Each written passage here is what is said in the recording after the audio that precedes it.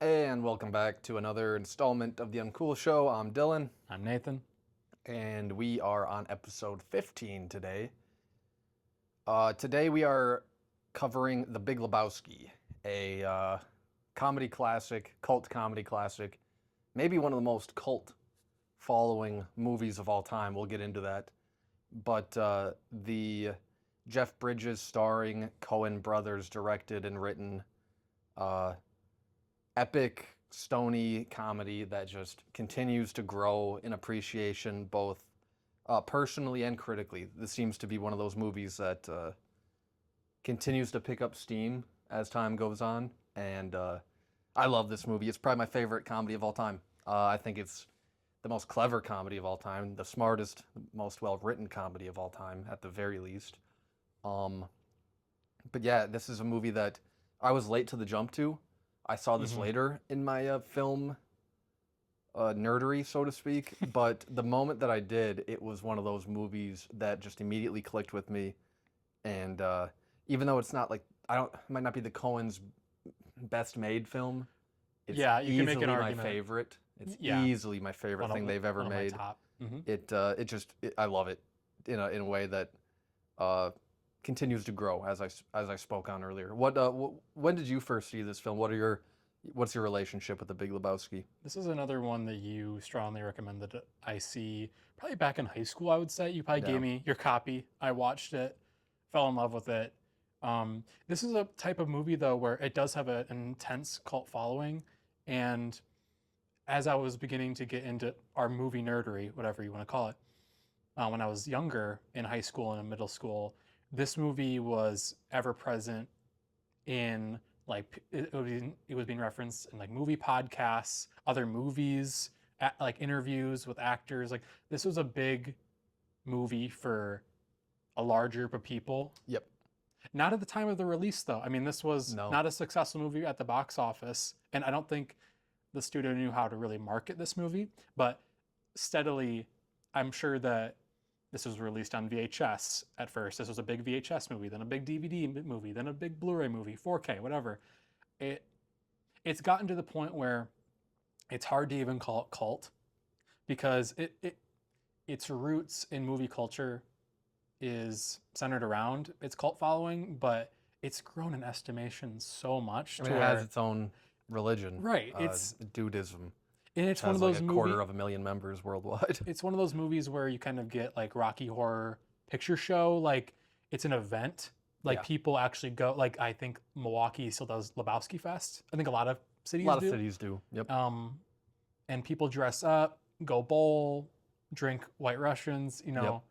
It's it's an event. It's a movie event when this movie is back in the theaters Well, we saw a screening of this a few years ago at like, I think just like the Marcus Ridge. around the COVID time. Yeah, Yeah, and I think there was like maybe eight to ten Yeah. people in there, and everybody knew every line. They weren't like doing the thing, but everybody was just on the same wavelength locked with the movie. in, completely, in love with the movie. Again, whenever you get those type of screenings, those are the type of people you're going to come out and watch the movie with. But Before, yeah, sorry to interrupt, but one thing that I was just I noticed was we were just talking about before we were recording how Dylan and our younger brother Ryan went to go see One Battle After Another, and for the second time for you, first time for Ryan, and you had a really different experience with the crowd. On your second time, as opposed to the first viewing, where I think the crowd kind of knew what movie they were getting into. I could see back in 1998 when this was released, a crowd having a similar like, what is this? Why is like maybe not as like laugh out loud funny as it is to you and me and a whole group of people. yeah, it's definitely not like a popular type of.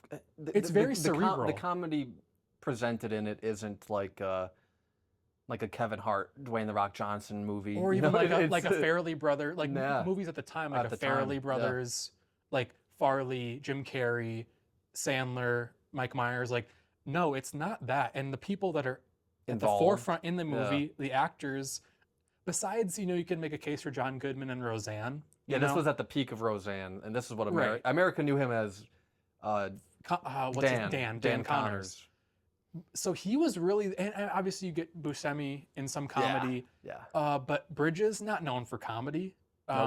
dramatic actor for the better part of his whole career. And I'm sure that people walking into this movie not having, a relationship to these people and preparing for it to be such a funny Weird. and very weird, it's kind of almost like sensory experience that the Coens created, they maybe be like dumbfounded. But nowadays that's completely flipped. Yeah.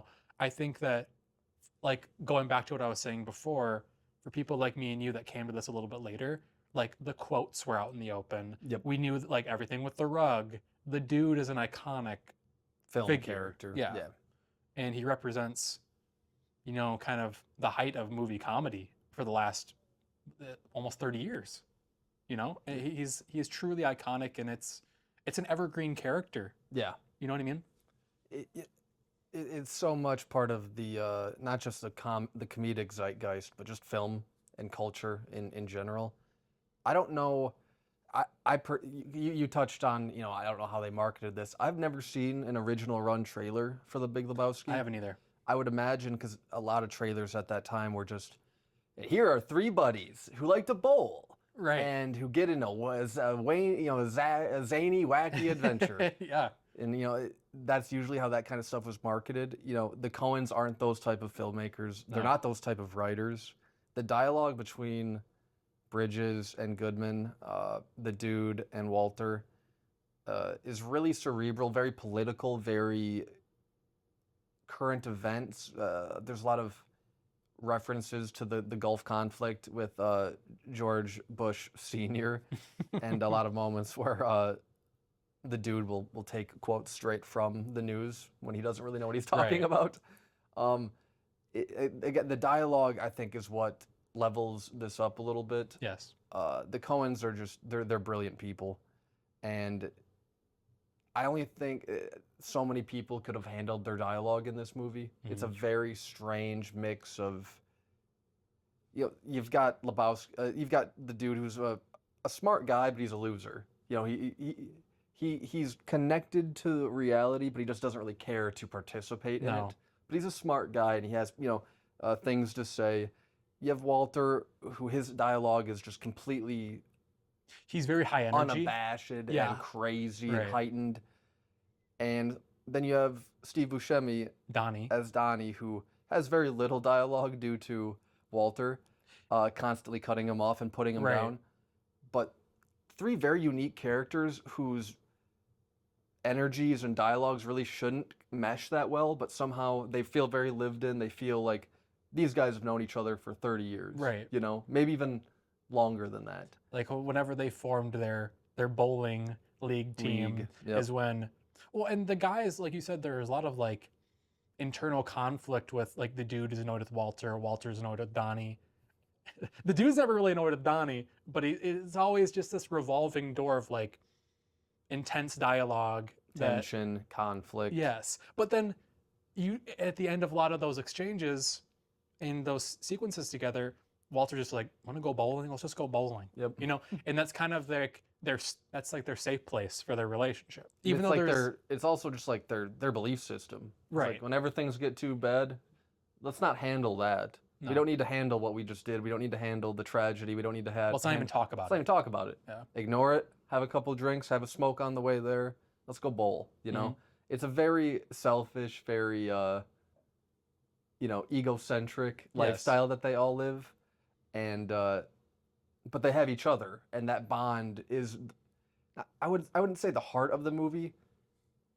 I guess I would say Donnie is probably the heart of this movie. Yeah, even though his role he's very is limited in very it. limited, he kind of like is the glue in a way that holds them together.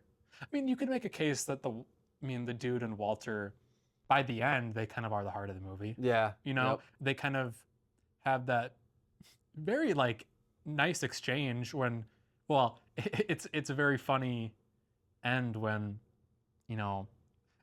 spoilers, but Donnie dies at the end, and they're tasked with, I don't think Donnie has any family. Like, they're basically his family. They have to get his ashes, and Walter wants to spread his ashes at the beach where Donnie loved to surf. Yep. And eventually all the ash gets on the dude during Walter's ridiculous speech that ties it into Vietnam and Donnie's personal history. And, the dude loses it and he's like, what is with you? Like, what is finally kind of like, what is wrong with you? Yeah. Like, you Well- messed up this entire experience. He's like the driving force of pretty much all the chaos in the movie. Right. It's not actually Bunny Lebowski so much as it's Walter. Mhm. I guess to preface all this movie has a plot. There's not much plot. It's very simple. The dude is walking into his very crappy apartment, and there are two goons in there who mistake him for another Lebowski. The titular the Big Big Lebowski. The Big Lebowski. And they end up peeing on his rug. And that's what the real issue is. Mhm. Because right after that scene, the dude is at the bowling alley with the boys, and he's willing to let it go. He's venting about it, but he's not going to do anything about it, because that's kind of his whole philosophy. Right. I'll be upset about it, but live and let live. I'll just, whatever. And it's Walter who is very like, they peed on your rug, dude. Mm-hmm. Just making it a bigger issue than it has to be. And that's Right. that's his role in the film. That's his role in life, it seems. He's kind of ready to snap at any moment. Like, and Oh, I think yeah. he wants the people around him to follow suit. Yep.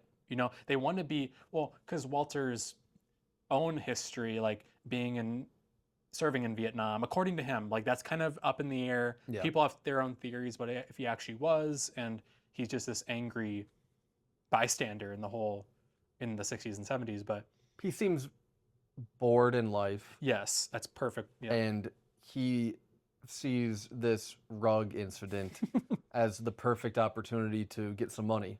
Yep. That's really what it is. This guy, the Big Lebowski is a millionaire.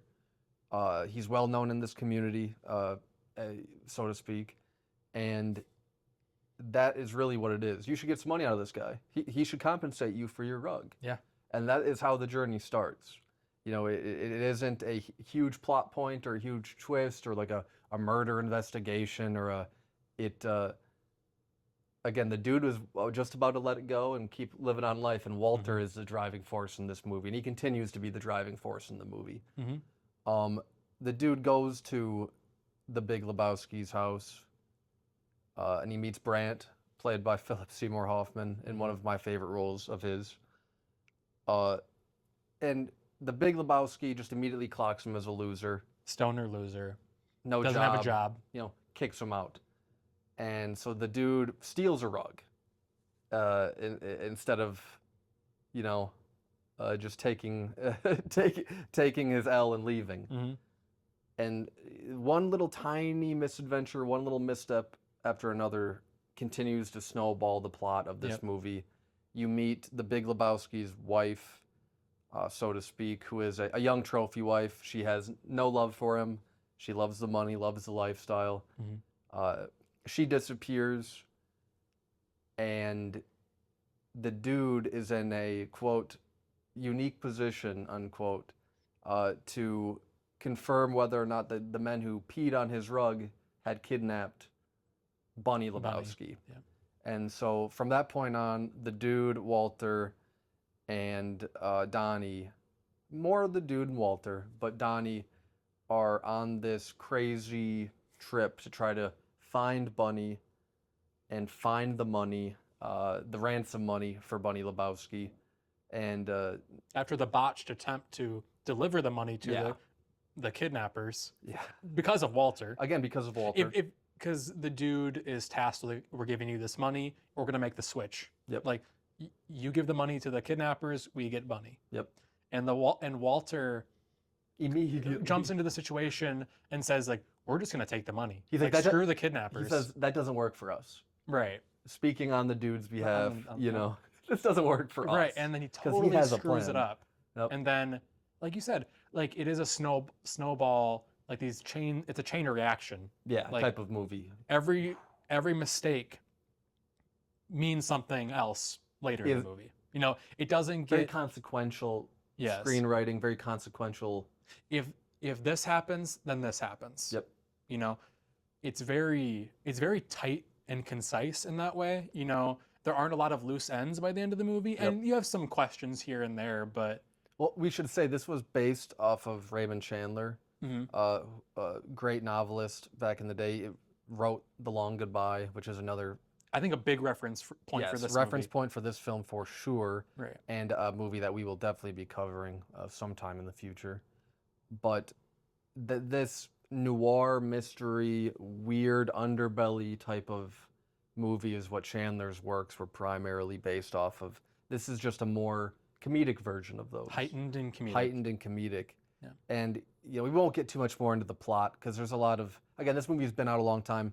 If you've seen it, you've seen it. If you haven't, please go check it out. Yeah. But it really is just like this web of mistakes and web of hilarious interactions and moments and weird little one-scene characters who completely pop off the screen for that one or two scenes, and then The Coens are masters of that, I Yep. will say. Yeah. They know how to get the best out of the one scene performer. I think that they're geniuses when it comes to whoever does their casting. I'm sure they have a big part in it. I believe they do, yeah. And, going back to the script, this also has something to do with the casting and the whole, formal creation of the movie behind the scenes. Like, there was no ad-libbing in this script. The script, like every single Rock dude, solid. Yep. every single man, every single whatever. Curse word. Like the bringing back of phrases, like in the parlance of our times. Yep. This the one aggression will not stand. This aggression will man. not stand.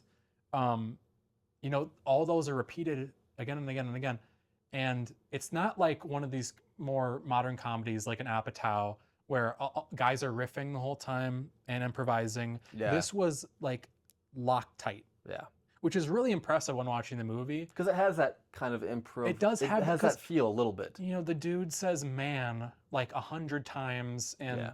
like it's that kind of movie where the dialogue feels so casual, but Like you man. definitely know people who speak like the dude. Absolutely. Whether they're like loser, stoner, writing check for 69 cent type of people Mhm. or not. There are those people. What's up, man? How you doing, dog? What you up to, fam? Yeah. Just like whatever the modern version of that is. Mhm. And that kind of lends itself to him feeling real Yes. and him being a lived-in loser. I mean, the dude is just wearing a bathrobe when you first meet him in public. He's in a supermarket, opening things and like smelling creamers. Getting creamers for his White Russians. Yeah. The only That's what he's doing. He's post-dating checks for 69 cents. It's a great character introduction. Mhm. We kind of skipped over just how brilliantly this is shot. Yes. Roger Deakins, who is one of the best cinematographers ever, is known for shooting real like deep, drama. dramatic with Yeah. like low light and beautiful use of natural light. This is most of the time you're inside, either in the dude's crappy apartment or the bowling alley or in a car. And somehow Deakins still manages to make this a very visually appealing movie. Very visual. Very like Especially for a comedy. This is a level of panache you just don't usually see. very warm looking movie. Yeah. Warm tones. A lot of browns, yellows. When you're in the bowling alley, you're like, I've been in that bowling alley. It Even feels locally. like the crappy light, like the crappy like Yes. fluorescent lighting is very much in. He captures yeah. that atmosphere perfectly.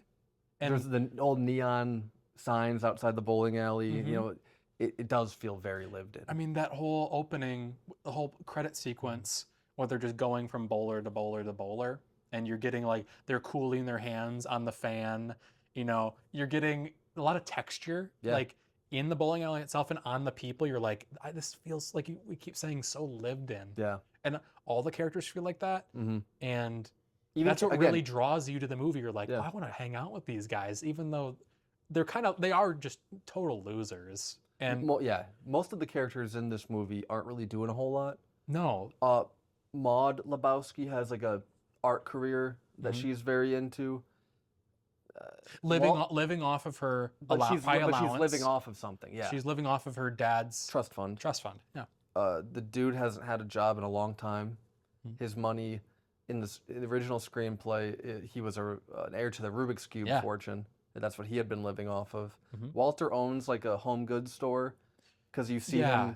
him. He comes out of a storefront. Yes, so he when is they're he's about to make the he's switch. a business owner. Yeah. You don't really find out what Donnie I is up to. I I don't imagine think. Donnie was probably similar to the dude. But he's working. So I think he's Maybe he's doing something. he seems a little more well-adjusted than the dude in terms He's of. the most well-adjusted out of both of them. I Like would he's maybe he's like a bank teller. You know, I yeah. wonder. I really They, that is they never interesting. they never explore that. Yeah. Because Donnie is kind of this anonymous character in that group. And he's not very. I'm not gonna say stupid, but he's not very. He's very simple. Very simple. Yeah. Yeah. When Walter is making very intelligent reference to Vladimir Ilyich Ulyanov, he thinks he's talking about John Lennon. Lennon. These Lennon versus Lennon.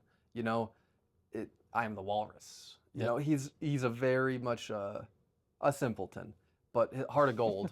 You know. Yes. This is genuinely one of my favorite Buscemi roles. I think he's due to the nature of the character and how he's written, he does go underappreciated, and that's by design, of course. Mhm. I think he's great in this. He does exude a warmth and a certain kindness Yes. and genuine concern for the dude and for Walter, even though Walter's not nice to him ever. He's the most know? innocent actor in the whole story. Yeah, You know, a lot of the people are either that's your name, dude. like money grubby, Yeah, or like you have a Walter who's just angry all the time and taking it out on everybody. The dude who doesn't do anything and kind of just floats. He kind of hovers over the whole movie. And Donnie, he's very simple. He's probably the most well-adjusted, normal of the group. But yeah, I mean, he's kind of the most like relatable character in the movie, because obviously with heightened characters like the dude and Walter, he's gonna feel like that. And Yep. like you said, it is by design that he feels so grounded. And it's a design that works. It really Yes. does. I also think we should talk about Sam, the narrator. Sam Elliott. Sam Elliott, thank you.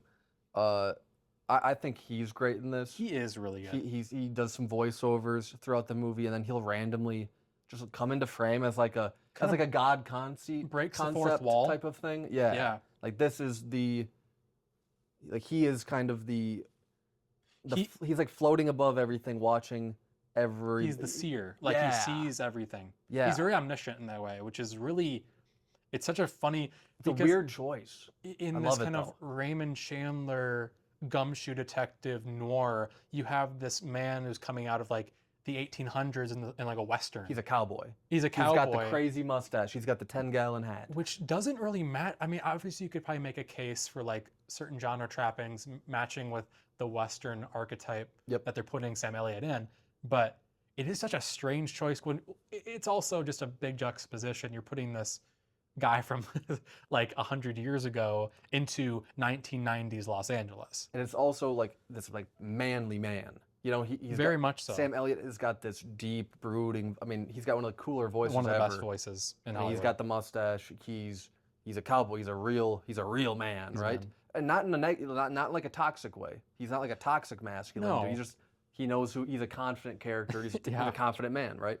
He goes to the bar and orders root beer Mhm. and doesn't blink. Sarsaparilla. Get some sarsaparilla. Yep. And then you juxtapose that with the dude who is a man, of course. You know, I thought about that scene with the Big Lebowski. You know, what makes a man, Mr. Lebowski? Paratesticles, you know. Yeah. You joke, you know. But that juxtaposition, may be right. that's actually part of this movie. Is like, Right. what is a man? Mhm. Is the dude a real man? Is Walter a real man? Is Sam Elliott's narrator clearly the Jesus isn't much of a but that's kind of an undertone to this. Yes. This is a very male story.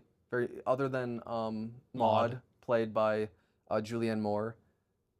You get a little bit of Bunny, who is like she's a child, you know. Right. But you know, you don't really get to see a whole lot of Bunny other than her one scene with Brant and the dude. Brant and the dude, which is great. It's It- one of the it more is legendary scenes Yeah. from the movie.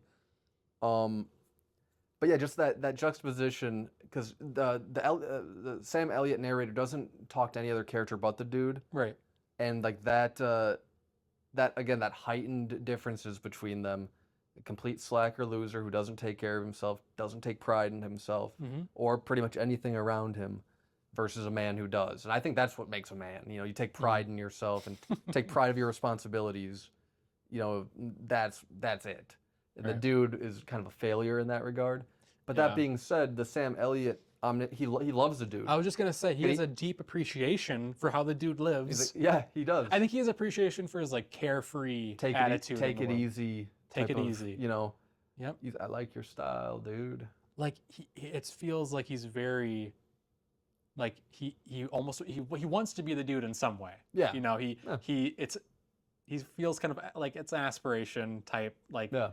I want to be the dude. I want to be floating in and out of Just life. chill. Yeah, nothing bothers me. I just go bowl. And that being said, I smoke and there are a lot, this movie does bring the dude in a lot of different places where his emotions are heightened and he gets angry and he gets upset and all those things.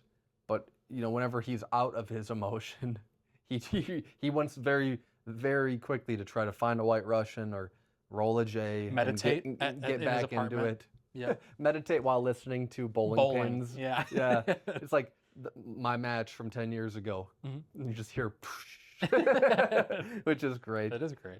Would Bridges be your MVP of this movie? It's Goodman. It's definitely Goodman. Yeah. It's either Goodman or the Coens. Even though, just going up to Bridges, thinking about it more and watching more of his work, I have such a deep appreciation for Bridges, and I think he's probably like a top 5 actor all time for me. He really might be. Yeah.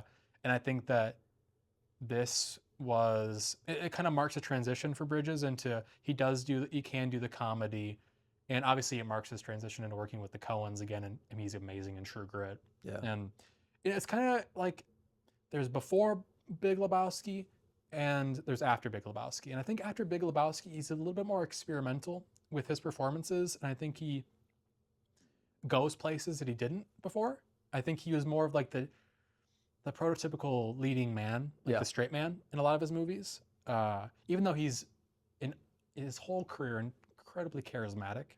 But just off of that rabbit trail, I think that this is definitely one of my personal favorite performances of his. Yeah. But I would have to go Goodman. I think that this is on like the Mount Rushmore of best performances in a Coen brother movie.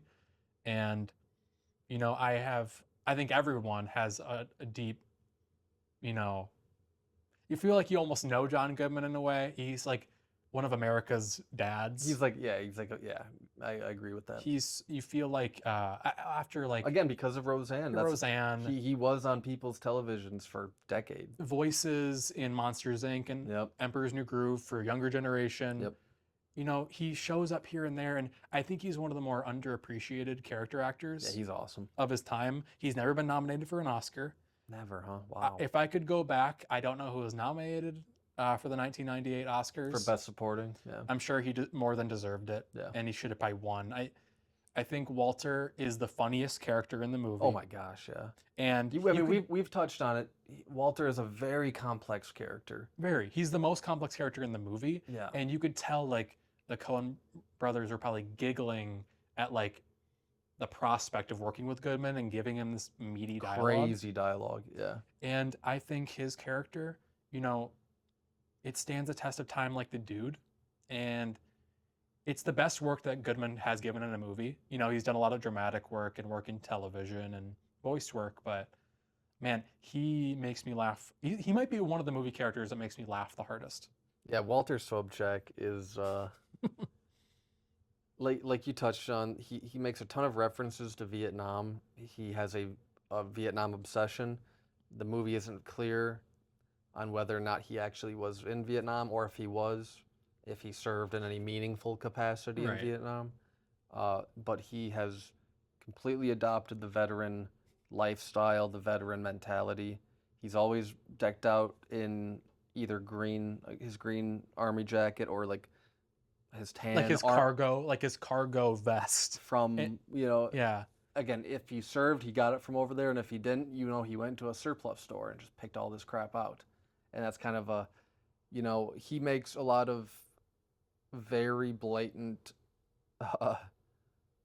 statements in anger or statements in rage that if you knew him in public, you would be, oh man, it crosses a line. He crosses lines. Yeah. He's always screaming profanities in public. Mm-hmm. It seems there's a scene at a coffee shop where he he flies off the handle. Very innocuous disagreements with Jeff Bridges, Mhm. and is immediately swearing and slamming the table. His fuse is Oh, almost man. non-existent. Right. If Donnie interrupts him even a little bit, it is screaming at Donnie to shut the F up. And this doesn't make him seem like a very sympathetic, kind character, and he's not kind to Donnie. He's not always kind to The dude. the dude. He's definitely not kind to the Big Lebowski when he meets the Big Oh, yeah. Lebowski later in the film. But he does have a good heart, and his heart is in the right place. He just doesn't have any tools to... He doesn't have any emotional intelligence. No. None. No regulation skills at all. No, doesn't seem much self-awareness, But he, like you said, definitely has the best dialogue in this movie. His dialogue about John Turturro's character,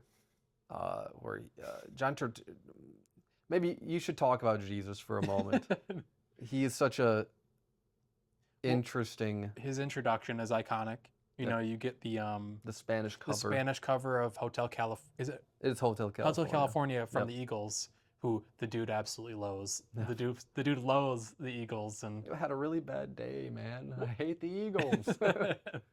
And it's in the bowling alley where we first meet the Jesus, and it says introduction, the slow motion introduction, when the song is playing, and he holds the bowling ball up to his mouth and he's licking it, and it's very unsettling, very weird. He's got very long fingernails. He's decked out in this like purple jumpsuit. All one piece jumpsuit. With the Jesus. It's like he must work somewhere where that's like his uniform.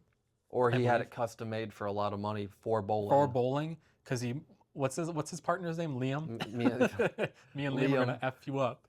And Liam just looks like the most, like they just like, maybe they found him in the bowling alley. Right. He doesn't seem like he was an actor. No, really quick on Liam. The thing that makes me laugh every time in the credit sequence is when Liam bowls and he gets a strike and he goes like this. He like celebrates to himself. Weird little, Yeah, he like dances, which is so great.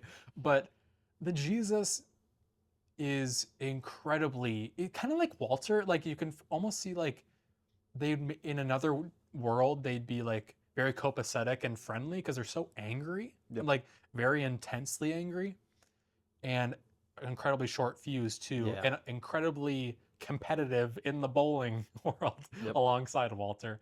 And he's basically just talking smack to the team, saying like, we're going to destroy you guys in the semis. I hear you roll your way into the semis. And Dios mío. And then, I mean, me and Liam, we're going to F you up. And then eventually it's revealed like a very dark section of his introduction that he's a pedophile. Yeah. He had to go. It's such a random little sequence. He did 9 months in Chino. Or 9 years Walter in is Chino kind of giving something. this really quick background. Well, like the dude and Donnie are like, whoa, look at this guy. Like, oh, we have to play them soon. If we're gonna win this, we're gonna eventually have to play those guys. You go Quintana. Play Quintana. And Walter is trying to like bring that guy down a peg by saying, and he does. He's like, oh, you don't gotta worry about him, man. 10-year-olds, dude. Just like, yeah, he might be good at bowling. That's who this guy really is. So don't be fooled by him. Don't be worried about it. It's kind of like this. Walter is just taking control of the situation when Jesus comes over and starts screaming, and Walter just looks at him like he's nothing. He doesn't change. He doesn't react. The dude reacts. The dude is like, Jesus. Man, what's wrong with you? Yeah. Because I mean, the Jesus says some incredible things to them. Yeah. And Walter, like you said, he doesn't miss a beat. He just like stone faced. Yep. And because there's nothing to respect about that guy, so he's not going to give him any. And in such a small role with Turturro, like he's in 2 sequences. 2 scenes. Only in 2. He's probably has under 10 minutes of screen time. Oh yeah. Oh man, but if he had to talk about characters that have stood the test of time alongside the dude and Walter, he's iconic. I mean, the imagery and the way that his costume is and his accent, his whole heightened performance. I mean, he got his own movie. Yeah. Turturro wrote and directed. It's supposed to be awful. It's supposed to be terrible. The Jesus Rolls. Yep. I think that's what it's called. And I think he asked for the Coens' blessing, and they're like, sure, whatever. You can use the character, but we don't want any involvement in it, Right. pretty much. Just tells you how they probably thought the project would end up going. But And they were correct.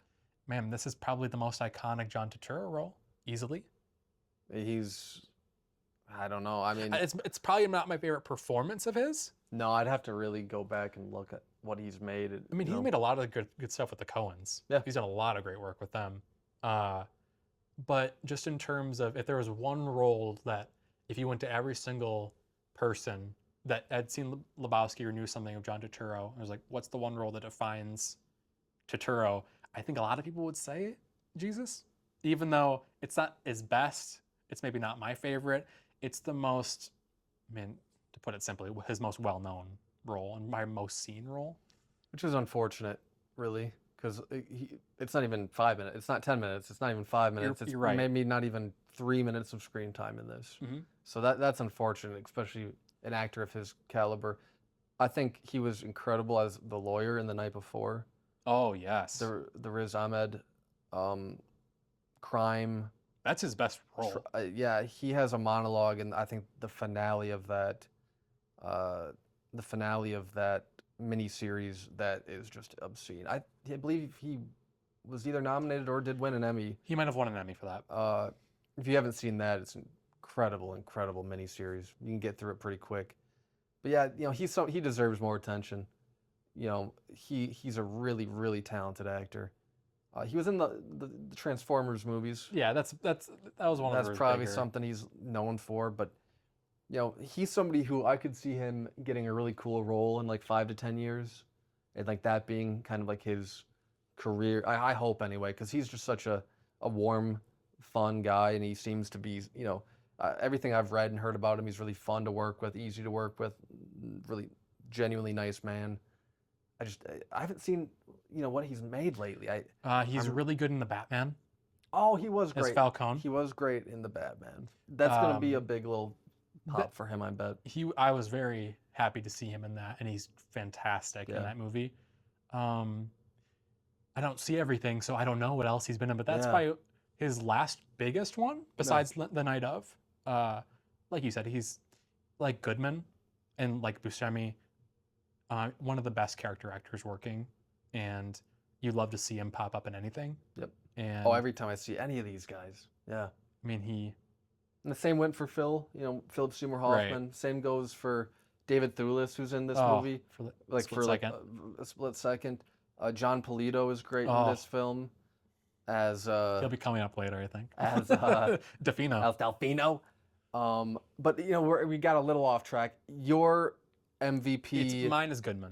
What's yours? I will say mine is Bridges. Okay. Just again, it's probably a cheap choice, but as the lead of this film and as somebody who, like as you touched on, was breaking into this type of role, breaking into comedy, he has to do so much in this. The dude as a character is striving for Zen, but the dude really does have to run the gamut of emotion, and most of it is high highs of negative emotion, then low lows of the same negative emotion, I guess. But just everything that he has to, there's some physical comedy he has to do in terms of his interaction with the chief of police. Mm-hmm. There's like a physical altercation. There's some physical comedy. There's some, I just think that this is one of those roles that you can't give to anybody else. No. I do think the same can be said for Goodman. It's like 1A and 1B for me, because Goodman as Walter he's iconic. There's a reason, I've owned this hoodie since college, and I wore it until it shrank and I could barely wear it anymore. Walter and the dude are just, these are performances and these are characters that, like you said, stand the test of time. Every Halloween you're gonna see the dude in his sweater. I've never seen a Walter costume, so to speak. But these are characters that, when you see like the Letterboxd top 4, you see actors do the Big Lebowski pops up a lot. It does. And it pops up because of these two, because they really are. They're the 1A and 1B of the movie. They're driving it. Right. Again, I would say that Bridges is driving it mainly just because his character is, of course, the center of the all main of it. character, and Yeah. but every choice that drives the plot is made by Walter, and it's such a synergistic little relationship, both on screen and you know behind this, in terms of like the inner workings of like screenwriting Yeah. and like tying things together that you might not put on the page. Again, these guys just feel lived in. They feel like they've known each other since high school. Right. You know, when they snuck out of class to get high or, you know, drink beers or whatever they Go were, bowling. Go bowling, yeah. You know, Bridges also, to me, in this movie exudes a certain warmth that, you know, he's always at 9 or 10 out of 10 in terms of stress, but for the most part, he does try to be nice. Yeah. He does try to be very warm, and like that warm energy is very palpable to me. The dude is somebody who I could watch that guy do anything. Walter, because he doesn't grate on me. I'm not gonna say that, but he's not somebody you want to spend all day with. No, You know? and neither does the dude. The No. dude's usually really annoyed with Walter and Yeah. does not want him involved at all. Yes, the car made it home. You called me at home. Right. Leave me alone. Yeah, I'll be at practice. Yep. You know, it's that He gets under dude's skin to the Yeah. point where like dude's like fine. He like relents. He's like okay, whatever. fine, Again, it's such a 1A and 1B. It's such like a you They have know, great chemistry. it's like Eddie Brock in the symbiote suit. You Yeah, can't have one yeah. without the other. Yeah. You know, the dude has to be with. I know I'm not. This isn't like the best case for MVP because this isn't the best or the most well-known Bridges movie. I don't think. It's up there. It might. It might be. It's either this or Tron, unfortunately, just because so many people liked Tron. When True Grit was big. Like Yeah. like obviously he's had a marvelous career. Crazy Heart too. That was his Oscar That was movie. his Oscar movie. I don't know. Like, it's probably his most popular. Definitely his most popular. Like, I think that when Jeff Bridges dies, hopefully not for a long time, the first line of his obituary might include Big Lebowski. Big Lebowski. Yeah. You know, for an actor who's worked he started in like the 70s. Like, he's worked over 50 years in Hollywood. Yeah. And he's had loads of great performances. Like I said, he's like maybe like a top 5, top 10 actor all time for me. Like you said, he manages to be very grounded. He balances a ton of tone in this. There's so many little things that he is just balancing as a performer. He plays this detective character so perfectly in a way. It totally flips the detective archetype on its head. Yeah. You know, usually in detective stories, you get the detective going and talking and like finding out information from these unsavory they're very characters. straight-laced. Very straight-laced. You know, professional. And everyone the dude encounters, including Walter, that he usually has along with him, they're these very outsized characters. They're on the outside of society.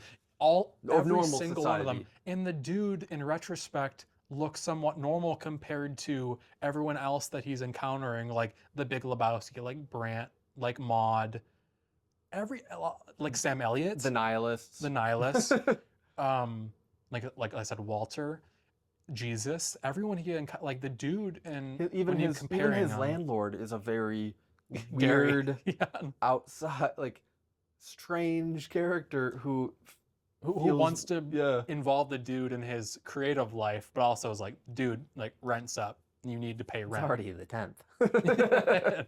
And I love those kinds of stories, like we mentioned with The Long Goodbye. Very similar, narrative where you get this. In that case, more of a buttoned-up detective type with the Elliot Gould character. But in this one, the dude is already a heightened character, but he's in this underbelly, seedy Los Angeles that includes all of these weirder or, more intense characters that he has to just react to. Yeah. And Bridges is never really thrown off of his center as the dude, which is really impressive. Yeah. And it gets more impressive every time I watch it. Much like you said that, we don't know. I don't know who was nominated for Best Supporting or Best Leading Actor. This was a time where comedy wasn't respected at all by the Academy. I mean, A Fish Called... I was just going to say, that's probably the one example. And which is Kevin Kline is unbelievable. Unbelievable. It's a great Yeah. comedic performance, A Fish Called Wanda. This is one of those movies that this feels like an egregious, not missed. It was a It's an different oversight. time. It was an oversight. It was a different time. We're starting to see a little more comedic and even like horror movies start to get a little more, if they're good, Hmm. But this was just a time where the Academy, gun to their head, they're not nominating comedy performances. They're not Unfortunately nominating not. Yeah. directors for comedic directing, or Deakins probably didn't get anything for this either, or even any no screenplay nomination for this movie. I don't understand how that's even possible. possible. I really don't. Again, we'd have to look at what was It's one of the put out best that year, one of the best pop screenplays of all time. all time. Easily. Like going back in our conversation with Superbad, I'm like, this is maybe my favorite comedy, maybe the best comedy. After watching this, I'm like, there's nothing like this movie. No.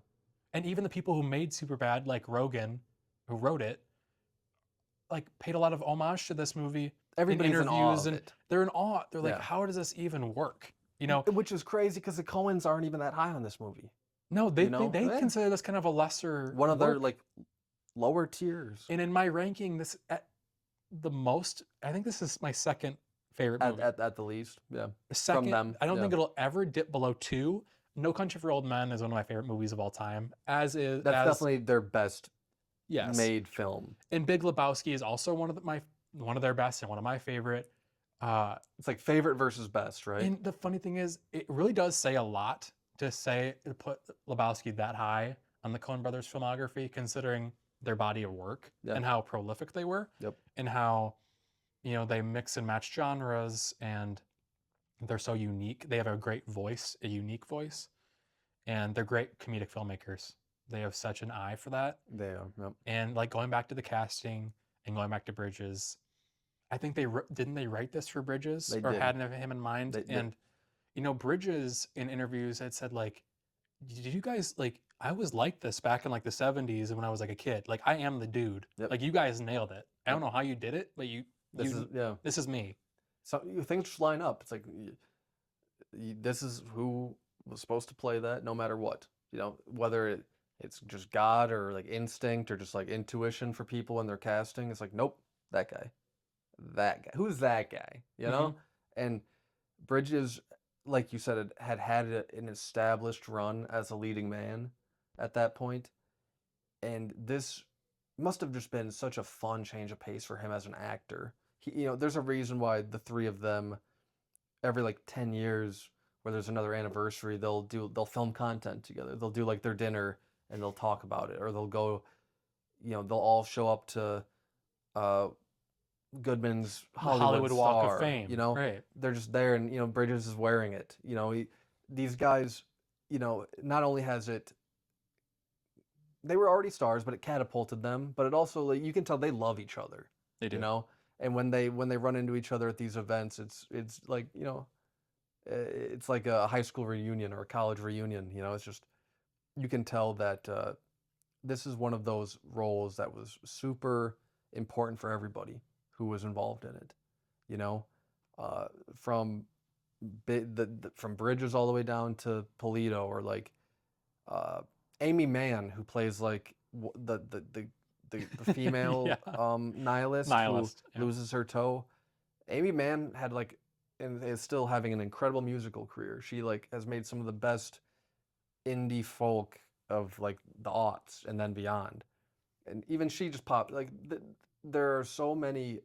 Who is that person? I've seen that guy somewhere before. What movie did I see that person in? And then, it just goes to show again their eye for talent, and their eye for talent that can work synergistically together. Yes. These are professionals. You never hear of like an actor being ridiculous on a Coen Brothers set. No. Because real artists want to work with these guys, and when they get onto a set with them, they're bringing their A game. And you can see that from everybody here. It's incredible. Well, we'll move on. Who's your sixth man of this movie? Again, the sixth man of the movie, just they're just the energy bolt. They're the jolt of it. That is a really good. You go with yours first, and then I'll think about mine. I think my sixth man is Philip Seymour Hoffman. Yeah. I think with Lester Bangs just being such a, it would be great to actually give that to Phil just because he played Lester Bangs, right? Mhm. But my Lester Bangs is John Turturro. Mhm. We'll just spoil that, I guess, quick. We could do both right now. You know, John Turturro, like we touched on, 2 scenes, and in those 2 scenes, he is popping off. I think he has to be. He's my Lester Bangs for this. I won't go too much into that because we touched on Jesus. Yeah. He's larger than life. You can just look up his scene on YouTube, and it's incredible.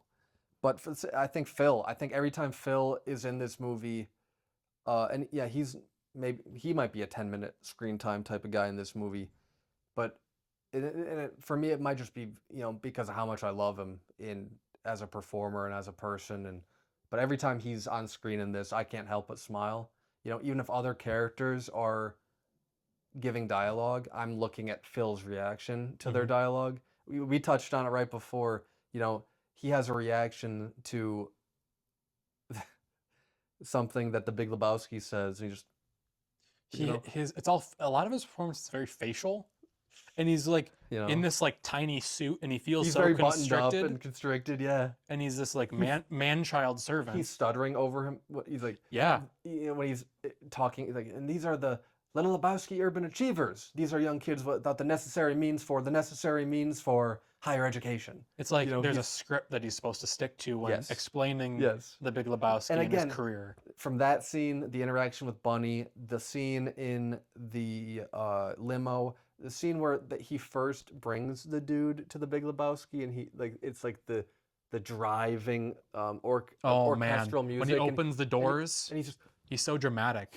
Yeah. he's so sad. And he's in a couple more scenes in the back half of this. Don't go in there, dude. He's very upset. Again, every single time Philip Seymour Hoffman pops up on screen in The Big Lebowski, he just has my complete attention. I think every time you need a jolt of different comedic energy, because Brandt, his character is so different than every other character in this movie. Again, testament to how they write. Every character feels incredibly wholly unique, but Brandt especially is so buttoned up and straight-laced and type A. There's no other character in the movie that's like that. So his interactions, his reactions to Bunny, his reactions to Bunny's sexual offering to the dude, he's just incredible in this. He was incredible in everything. This will probably be a nice little theme throughout this show. Almost every time Phil is in a movie, when he's not the lead, he's going to win this. win one like of these Along awards. Came Polly. Not a movie that'll probably be covered on this channel, but like he was incredible, and he's definitely my sixth man. Missed. He's yeah, missed, he is very missed, and it's great to see Cooper continue to pop off. He was really great in the Long Walk. Who's your sixth man? So my sixth man, thinking about it, is David Huddleston, who for plays sure, the Big dude. Lebowski, the He's titular. great. Yeah. Like you kind of pointing out with Brandt. I mean, he has really interesting chemistry with Brandt, and where Brandt is this like servant, like yes sir, okay sir, And he speaks for him. Yes. Like he finishes his own sentences, and yeah. And David Huddleston is a very like imposing character, just because of it's also his size. He's a bigger man, and he has a big performance to go along with it. And I think he like pops up here and then. And he was another, I think, kind of well-known character actor for his time, like in the 70s and 80s and 90s. And I think there were a lot of people that were up for this role.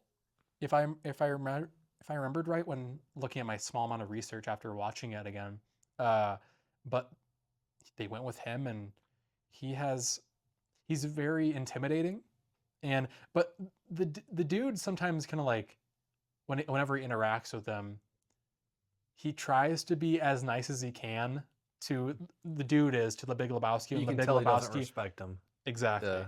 And the thing with the Big Lebowski is he talks a big game,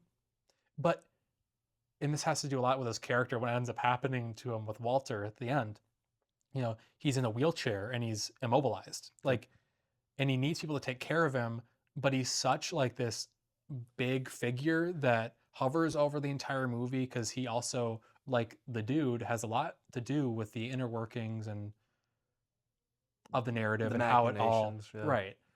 And you know, he's just a really interesting performer who I haven't seen a lot of work from. No, And I don't know if I've seen him. I'm sure I have, but not he, that I can think of.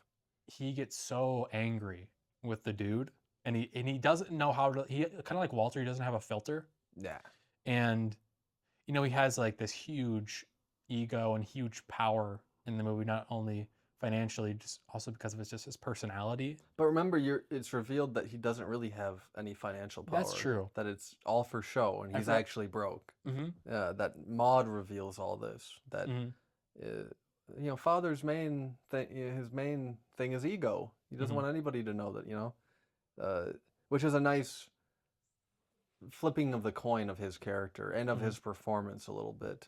You only get it a little bit at the end, of course. The only thing that really, well, he's also, this is another thing when you were talking about Phil.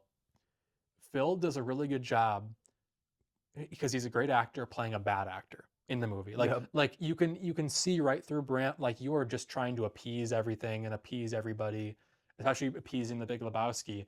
But then by the end, you figure out David Huddleston's Big Lebowski, like he was a good actor, but then by the end he's like this bad actor in the story because he's putting up this front of like, I'm gonna stonewall these guys and I'm gonna give them a piece of my mind. But then, unfortunately for that character, Walter, he makes the assumption like this dude can walk. Like he's faking. If he's faking this, he's faking being a cripple. If he faked the whole money thing, he's got to be faking this too. And Walter picks him up and drops him.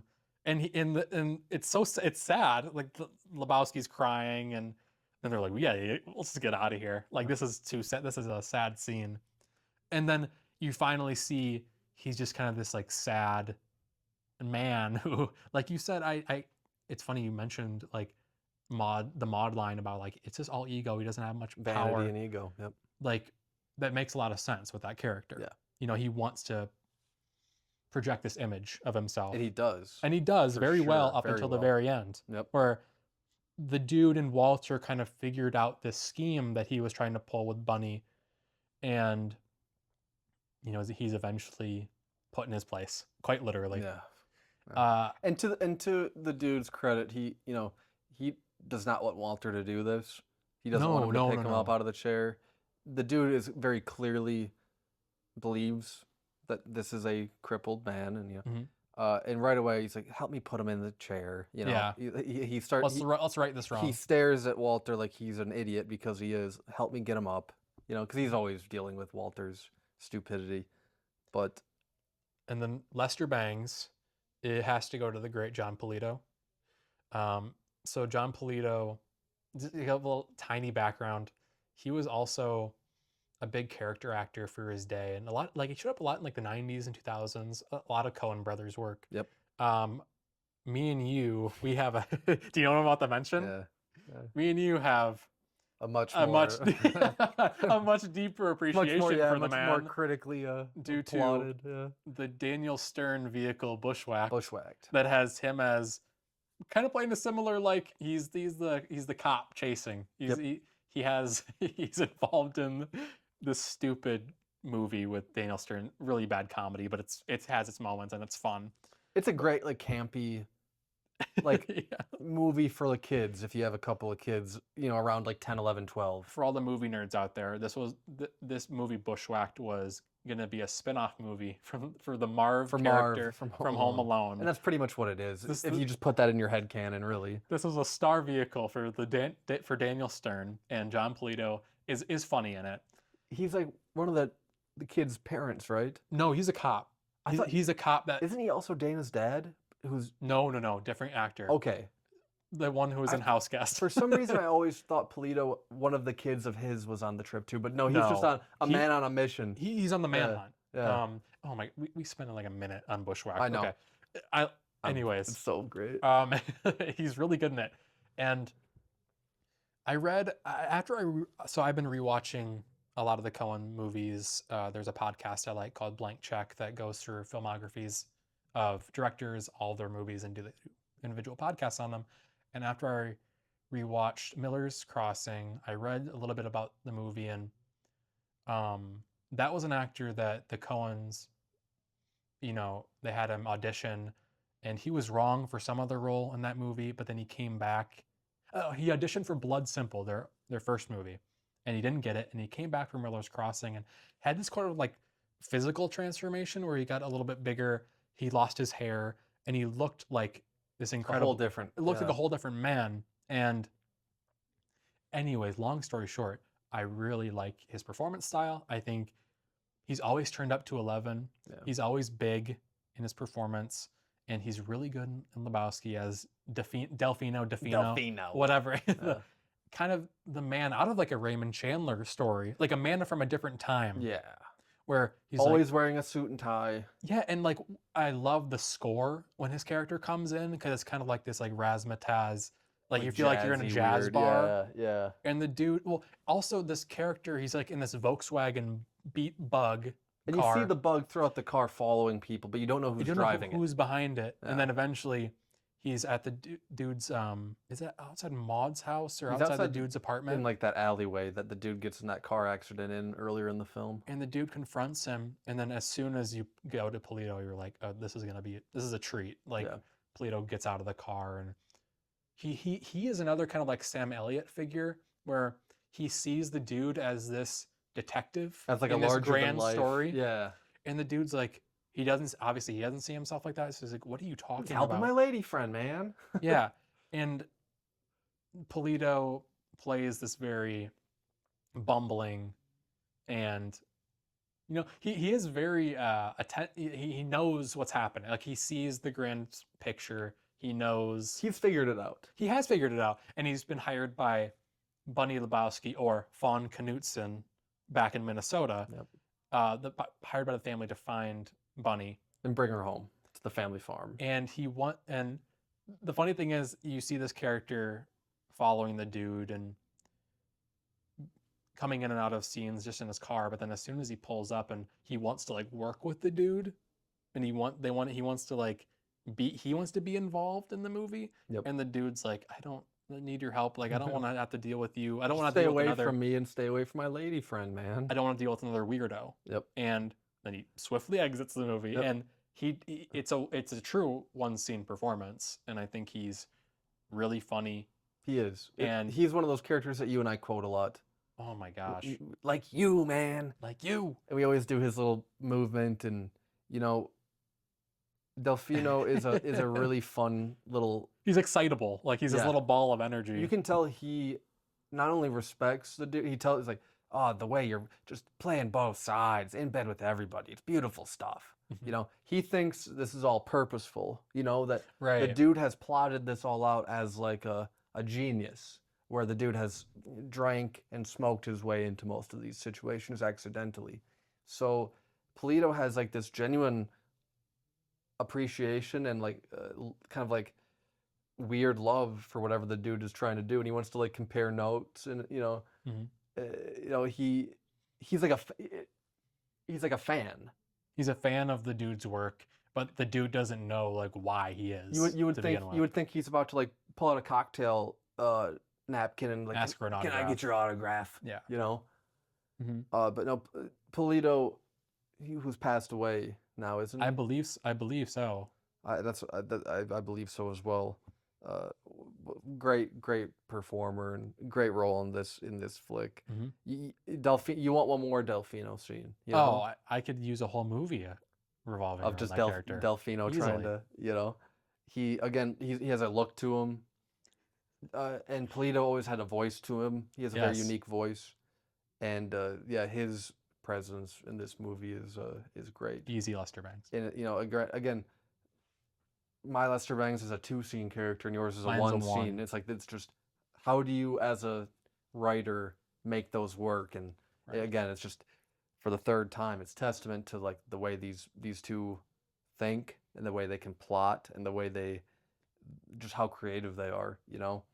There's so many characters in so many movies that they pop up and you never think about them again. And that could have been Delfino, that could have been Sam Elliott, that could have been Brandt, and if you give those roles to lesser people, they become lesser roles. Mhm. I love David Cross. Tobias of Arrested Development is one of my favorite comedic performances, television film. He auditioned for Brand, Oh, okay. I didn't know and I that. think it came down to him and Phil. Oh, wow. And David, you're not going to see this, but David, you would have done a great job, whatever. Yeah. But if you give that to David instead of Phil, if you give the Polito role to somebody else, Whoever. if you miscast anybody in this movie, A lot of it it falls feels like apart. a puzzle that would just exactly. If you pull one string or you pull one Jenga block, the rest of the movie would come tumbling down. Or not feel as, it just wouldn't be as good. A lot of these one scene performances make or break some aspects of the movie. And yeah, I'm not like I wasn't like the biggest Julianne Moore fan growing up, and this is a weird character. Maud is a very strange character, but she's great in this. And this was one of Mhm. those roles too that I'm a Julianne Moore fan for sure, and it's partly because of this. Mhm. The first time I watched this, I'm like, what? That character is weird. And the Mhm. second time, like, I like this. And every time I watch it, I'm like, that's a weird performance. I think a difficult performance. Mhm. She's doing this weird accent, and she's doing this weird fake laugh Mhm. with her and Thulis when they're on the phone with people. Well, another like She's in the art world, so she's very esoteric and right. spiritual and sexual, and her art has been commended as being strongly vaginal. She's very strange, Mhm. but you still like her too because she's Well, looking out for right. the dude and she's using him, but she's also sending him to the doctor to make sure that he's okay Right. and doing all the she's and again she kind of has the plot of the movie clocked from the get-go. Oh, don't listen to my dad. She most certainly is not the victim in this. She knows from the get-go. Much like Walter. Walter has this intuition where he very rarely follows it in an appropriate way. Right. But the moment he hears this plot, she didn't kidnap herself. He says it. She kidnapped herself, dude, Mhm. from get go. And she's similar in that way in her intuition. Right. It's a womanly intuition versus like a weird PTSD soldier's intuition or whatever he does or doesn't have. But another aspect of this film is the music, both the score and the soundtrack. Yep. You get stuff from Bob Dylan, you get stuff from CCR, Creedence Clearwater The Revival, Eagles. the Eagles, Couple of of needle drops course. from the Eagles. Yep. The first edition, which was Kenny Rogers band Yep. from the Just Dropped In musical sequence. You get the Rolling Stones cover throughout the end credits done by country legend Townes Van Sant. It's just filled with really, really great songs that really highlight some of the character choices and some of the plot choices. What's your favorite use of commercial? What's your favorite needle drop in this? Going back to kind of the Sam Elliott intro, because his voiceover does He's the first character you really meet. bring us into the movie, bring us into this weird Los Angeles. The tumbling tumbleweeds. I don't know exactly the song name or the artist, but It might be like a fair use song at that point. It seems like it could be very old, like too it's old. very from like the 50s Yeah. or something, and it is going back to what we were saying about Sam Elliott. It does feel like a song from a different era and a different time, and it's referencing this like 1800s Wild Wild West, but it's a very like peaceful introduction into the movie, and it's very light on its feet, and it's a fun song, but it does match like the grovelly voice of a Sam Elliott bringing us into the dude's world. Yep. And somebody like you said from a world that this like you would think that Sam Elliott like stepped out of the DeLorean. totally, Like the DeLorean is off screen and he's playing that through the DeLorean speakers, and then yeah, the tumbleweed tumbles across, and Right. we're in this world now. Mhm. Because again, he doesn't feel like that would be a cool spinoff, right? Doc Brown yeah. and the Doc, Marty, narrator. and the narrator. Yeah. What's yours? For me, it was a really hard choice between Bob Dylan's "The Man in Me," which plays during that It's the bowling the sequence. the credit sequence. Yeah. When you see everybody in this alley and all of their rituals and their lifestyles. But I went with "Looking Out My Back Door" by Creedence Clearwater Revival. It comes at a point in the film where the dude really needs a win. His car has been stolen, and he finds what's left of his car. He already had the worst car probably in L.A. County, and then kids take it for a joyride. They leave it against an abutment, and a homeless vagrant uses it as a bathroom before police officers find it and put it and tow it. and tow it. Yeah. And yeah, the dude is, he's really upset about the condition of his car, and he tries to get this cop to. He's like, "Is there any people working on it, man?" And the cop gives a really Any leads? Yeah, That's what the cop responds to. They got us working in shifts, And then it cuts to the dude lighting up a J in this decrepit car, what's left of his car, and in tune to the beat, he beats on the roof of his car, and he's so happy. It's such like the celebration of him having this car, It's like the only thing that he has other than his apartment. He's happy. He's very happy. It's a very funny moment. It's also a Polito moment because Delfino is the cause of Tailing this. him. Delfino is tailing him as he.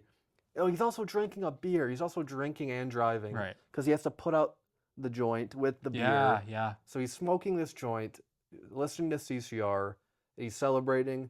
He gets paranoid because he sees Delfino, and then he drops this burning thing into his crotch. Screams like a girl.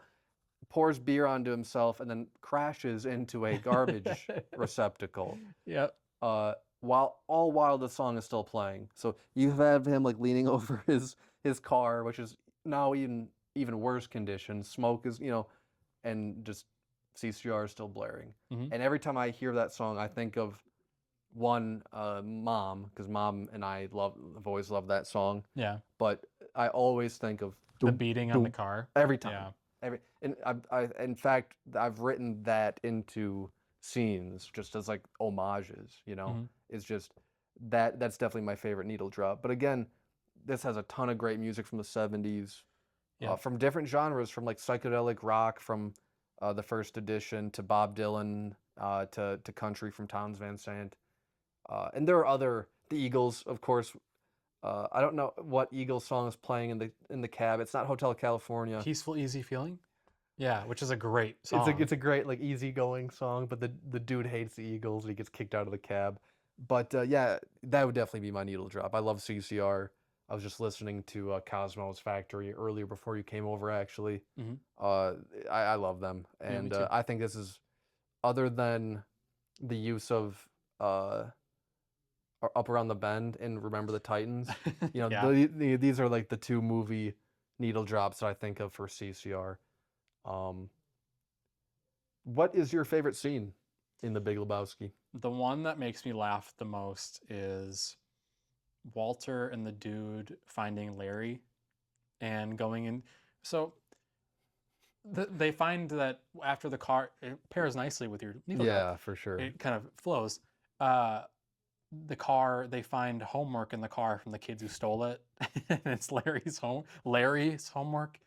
And so they're making this plan when the dude, Donnie, and Walter are looking at the dude's landlord's one-man show in the theater, and they're hatching this plan to go interrogate Larry and get information out of him so that they can find the briefcase of money. And so Walter kind of changes his appearance and looks pretty, like he has a suit on, suit and tie, and he goes up with the dude to the door, and oh my gosh, his delivery of this, "I'm Walter Sobchak, and this is my associate, Jeffrey Lebowski." He has like this little corny smile on his face. Oh, and the look on his face, and then the reverse shot of the lady answering the door, and then back to him is just so funny. And before that, the Walter finds out that Larry's dad was one of the screenwriters in the TV show The Western Branded, which I guess was really big for Walter, and which is a real show, by the way. It's big for the dude too. He sings the Branded theme song when he's drunk in the back of the cop car. The dude and Walter are very clearly have watched this show together, and they know the influences. They know the influence, and they know that his dad wrote like bulk of the series, dude. Which is really impressive to those two. Who, well, I mean, it's funny in another little weird, like Los Angeles way, you're gonna find those people out of nowhere. And that's funny that they use like the screenwriter off of Branded, and that's like somehow that really means something to Walter and Yep. the dude.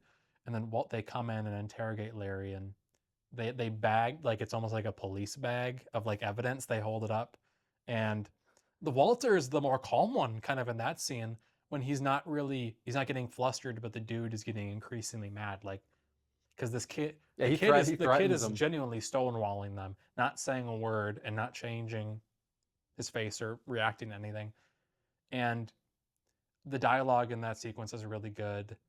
um when Walter eventually goes, "You're killing your father, Larry," because when they enter the house, the man is in an iron lung, Yep. and he's like barely holding on. Yeah. And at He has first, health problems. yeah, Walter goes, Does "Does he he feel still right?" right?" And the woman goes, "Oh no, he has health problems." And okay. Ah.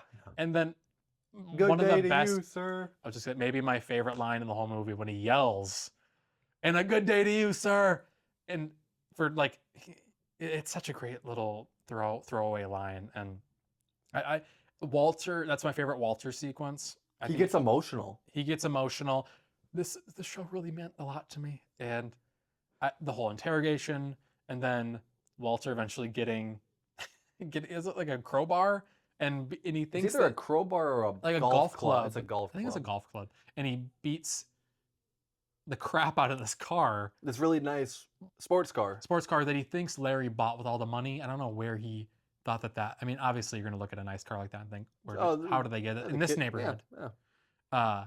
But then there's a misunderstanding, and then a neighbor comes out and destroys whatever's left of the dude's car. Which is nothing. There's barely any, he just gets rid of the windows really and the lights. And I don't know, just every single performance in that sequence, and especially John Goodman as Walter, just hits my funny bone. And I think that's a scene I go back to a lot. It's incredible. Mm-hmm.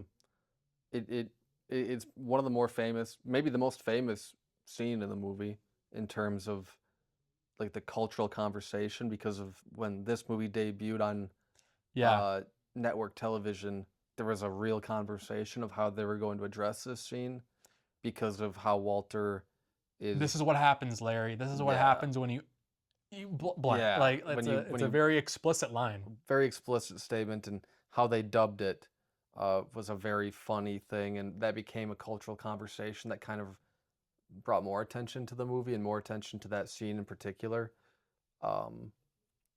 This is what happens when you find a stranger in the Alps. It became the title of a Phoebe Bridgers record. It's just like this baked in Hollywood joke, and that scene is it's kind of like right in the middle of the movie too. It is. It's kind of like a hinge point, both thematically and just structurally for the movie. And like you said, it's Goodman at his best and his most unhinged and his most. I mean, he runs the gamut from the moment he enters that house to the cutaway of them eating In-N-Out Burger, as they leave that scene, so to speak. He goes from almost crying in tears about meeting his hero to screaming at this kid to berating this kid. I mean, he's doing a little bit of everything, and it's definitely one of the more memorable, strong sequences. For me, we touched on it. There's this whole conversation with the three of them right before Jesus comes over for the first time, where there's just, again, the Lennon dialogue is in that sequence with the John Lennon thing. Is that when the dog is introduced? Yes. Yep.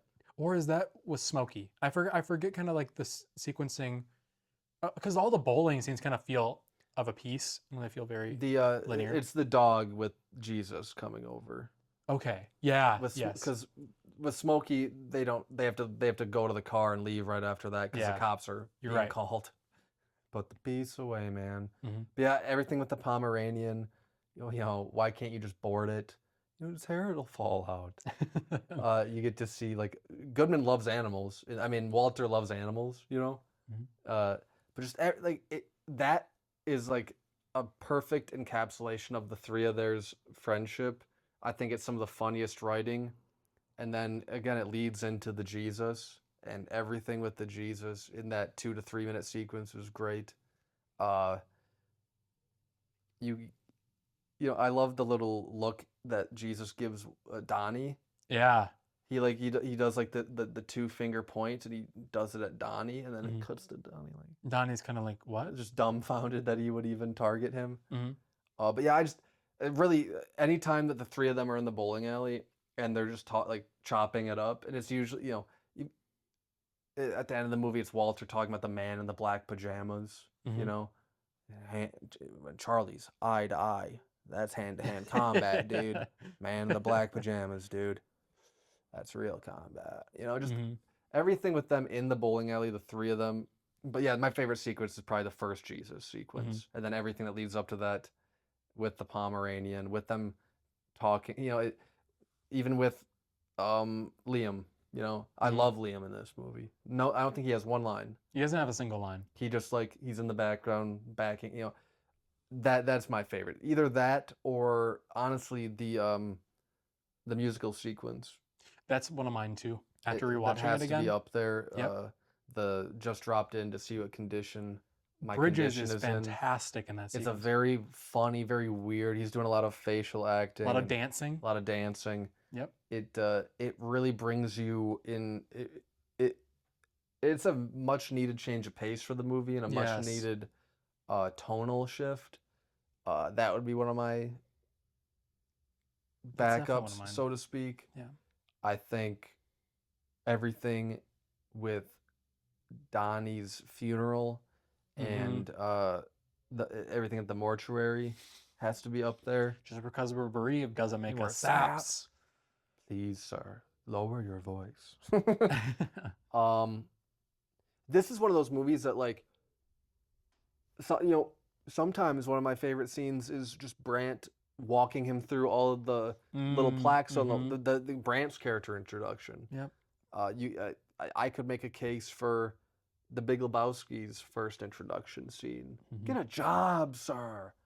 I mean, I really enjoy the Polito scene. Yes. I mean, That's one of mine there's so too. many that just I I would have to really I will go with the first Jesus It's really hard to scene, pick one. but it's incredible. It This speak movie. it speaks to how, usually on a movie, you're gonna have some fat that you could trim. If you're really nitpicking, you could go and say like, let me take that or that out. But in a weird way, this movie feeling sort of unimportant in its narrative and it's not totally structured, even though it is structured. That's kind of very complimentary to the Coens. Like Yeah. it feels unstructured, but it is incredibly structured in their script to where, you know, every single scene, you know, it's a chain of reaction. And that's why the movie flows together so well. And you kind of do need every little sequence, even though there are some throwaway lines and gags, and there are these little conversations that aren't totally meaningful to the narrative and to the direction where the dude is going and Walter's going. But they feel very intentional. Yeah. And like we said at the very beginning of this conversation, the script is locked tight and it didn't change. No ad libs, no improvisation. And the Coens knew exactly what they were doing in every single scene in a movie where the narrative is so formless. Yep. It again, you would think it was like improvised at times. It has like a jazzy feel to it. Mhm. And that's again, yeah, credit to them, but just also just the world that these characters live in. Mhm. It feels like they could all just be on like an inner tube going down a lazy river, and Mhm. they're just reacting to things they have no control of. None of our main characters in this movie feel like they have the ability to like hold the reins of their own life. No. It's very much whether it's intentional or not, go with the flow. Go with Just the flow. get on an inner tube and go down the lazy river of life Mhm. and see what we can see. And the times where the dude is usually taken out of that lazy river of life is when you see him at his most heightened, so to speak. But yeah, as a bookend to this, you know, this is a classic. It just is. This is Bona fide classic. one of those comedies that continues to grow in appreciation. It continues to grow in its influence. We just saw that with One Battle After Yeah. Another, which was clearly taking a lot from that and doing it meaningfully. This is one of those movies that is in the cultural zeitgeist, not just as a movie, but as like a real like movement. Again, this has like a weird ties to Taoism, and there's dudism churches, there's over 220 something thousand dudist priests. Yeah, clearly not a very realistic or meaningful religion, Right. but it's something that just goes to show how important this movie is to people.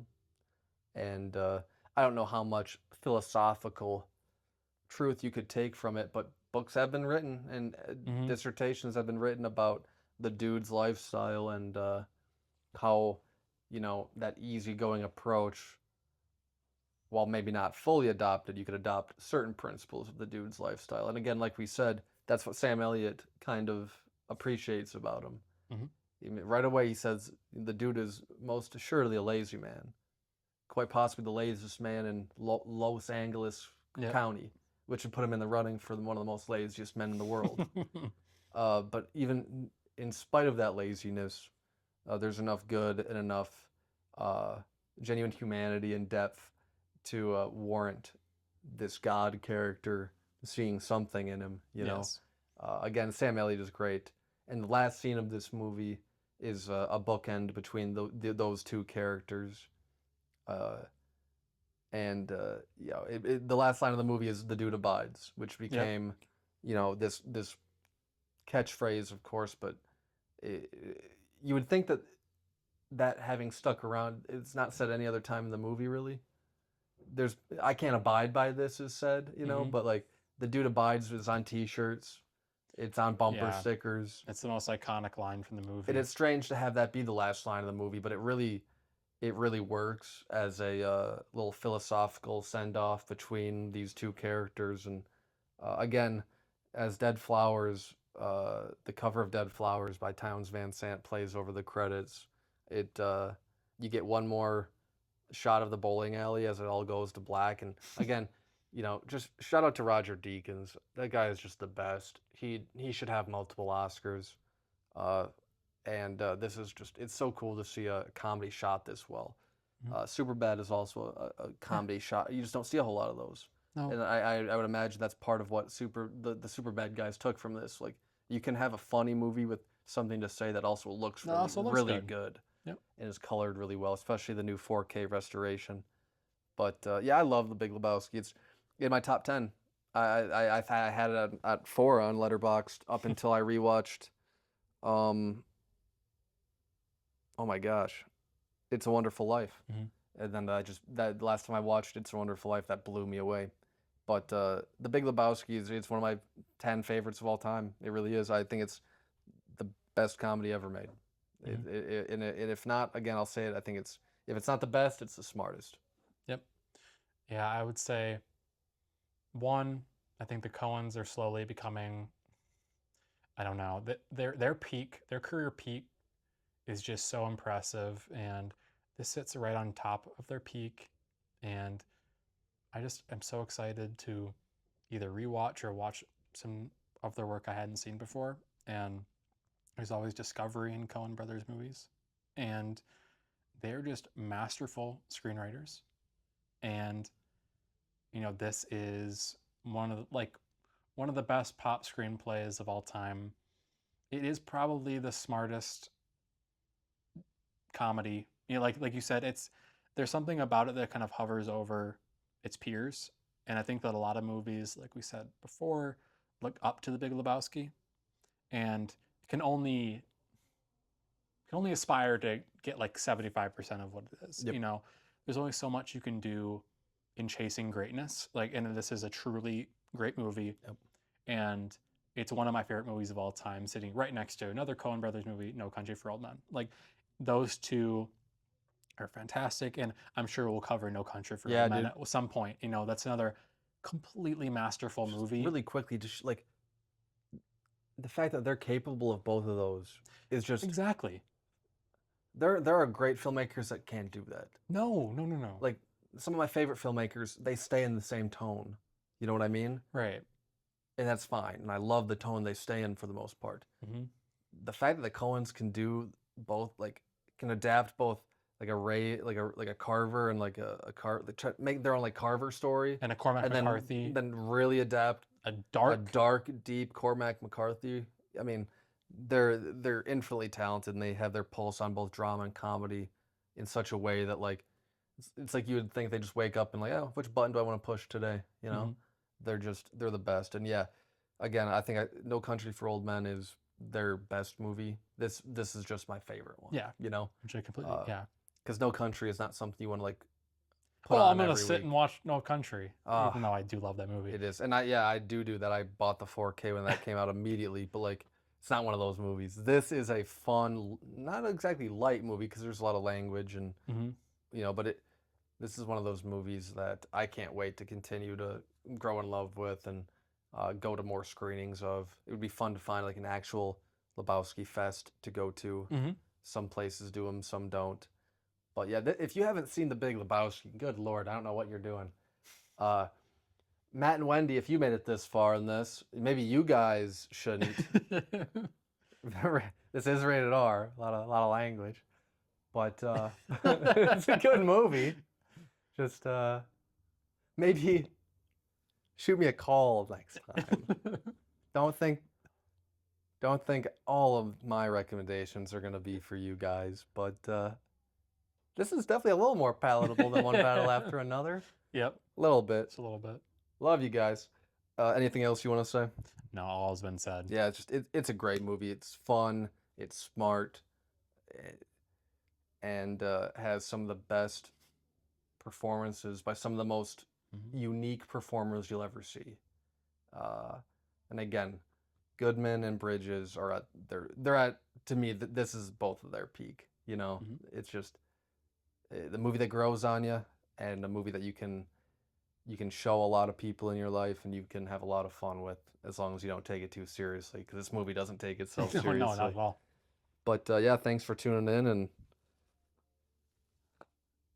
next will be Memento with Nick Asta. So that'll be a fun one. And Nick and Nathan and I will also do one together. We gotta do one soon. We'll do a 3-man pod, which will be a little hectic, but it'll be fun.